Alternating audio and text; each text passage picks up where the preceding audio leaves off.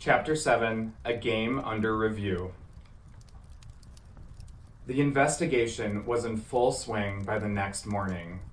The townhome had become a scene of controlled chaos, officers coming and going, guests being questioned, and crime scene techs combing the pickleball courts for any overlooked evidence.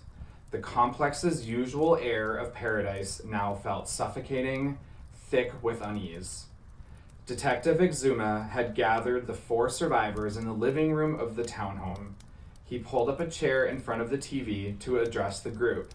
The air was tense, their faces drawn from exhaustion and uncertainty. They sat in uneasy silence, watching as Exuma flipped through his notes before looking up. "I need each of you to walk me through last night again," Exuma said, his voice calm but firm. "Any detail, no matter how small, could help." Kyle began. "We had dinner here, prepared by Chef Pinder. It was a quiet night. We were all pretty tired from the boat trip." Shane nodded and continued. "Yeah, after dinner, we just watched Wheel of Fortune and Jeopardy, then went to bed. But actually, maybe there's something else you should know." Exuma raised an eyebrow. "Go on." Shane shifted uncomfortably. "On our boat trip, Jason's son, Jackson, mentioned something odd about the townhomes.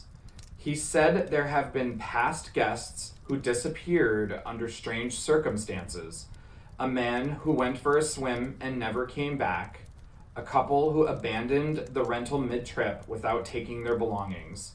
And," Kyle cut in, "and each of those people had gone on excursions with Jason and Jackson beforehand." Exuma leaned forward slightly. "That's an interesting connection. Did Jason say anything about this?" Shane hesitated. "Not really, but he did cut Jackson off before he could share more details, almost like he didn't want us to know." Exuma scribbled something in his notepad, his expression unreadable. "I'll be looking into Jason then. If there's more to this, I'll find out." Exuma glanced at Becca and Robin. "Did you notice anything strange about the others before they left for the courts?" Becca thought for a moment.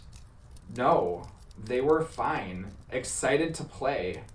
Jay even made a joke about winning drinks off everyone." Robin clutched her hands together. "It just doesn't make sense. They were all young and healthy, medically speaking. How could they just collapse like that?"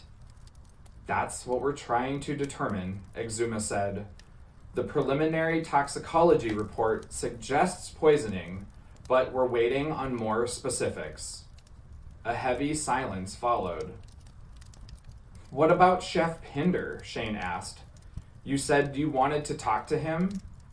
Exuma turned back to Shane. "We've spoken to him.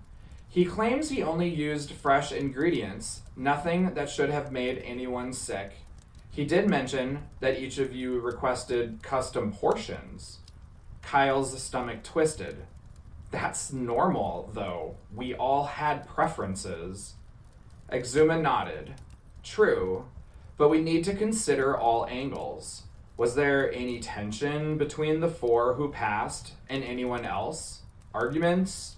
Disagreements?" Shane glanced at Becca, who quickly looked away. Kyle noticed Robin fidgeting with the hem of her shirt. "No, nothing serious," Kyle finally said. "Just the usual banter." Exuma studied them and then closed his notebook. "All right. We'll be running a deeper analysis on the food and drinks if we can. I may need to question each of you separately later. In the meantime, don't leave the property.